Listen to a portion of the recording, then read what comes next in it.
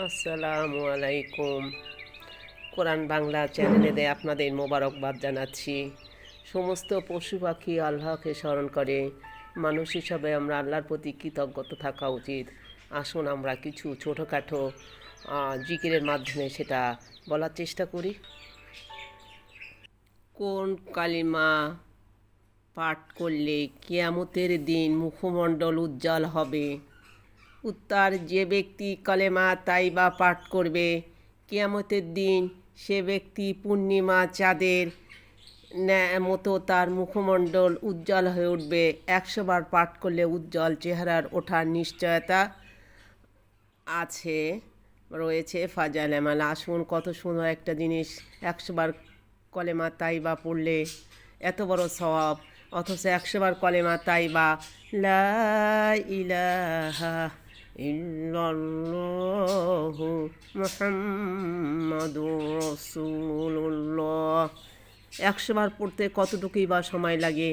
আসুন আমরা চেষ্টা করি প্রতিদিন পড়ার জন্য। কোন কলেমা মৃত্যুর সময় পড়লে জান্নাত ওয়াজিব হয়?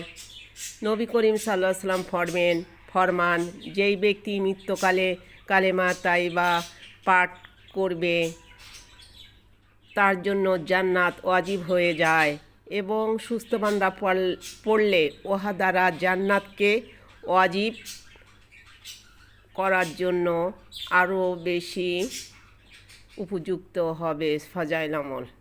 তো সময় কোন কলেমা পড়লে যাবতীয় গুনাহ মাফ হয়ে যায়? কলেমার আমল লা ইলাহা ইল্লাল্লাহু মুহাম্মাদুর রাসূলুল্লাহ। ইমানের 70/77টি শাখা, তদন্য সবচেয়ে উত্তম শাখা হচ্ছে লা ইলাহা ইল্লাল্লাহু পড়া। কোন কালেমা বড় এবং পাঠকারীর গুনাহ মাফ করিয়া ছাড়ে?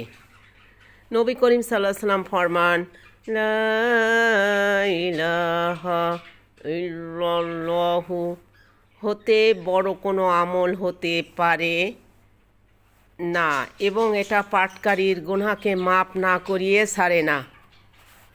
কোন কালেমা পাঠ করলে গুনাহ মাফ না হওয়া পর্যন্ত আল্লাহর আরশ নড়াচড়া করতে থাকে?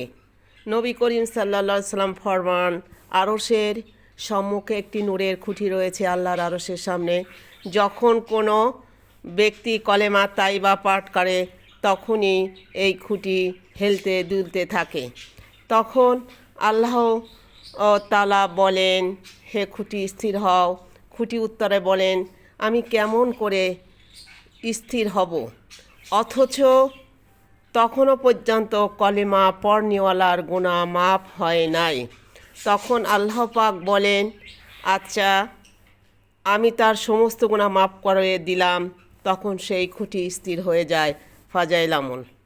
সাদাকাল্লাহুল আলিয়্যুল আযীম।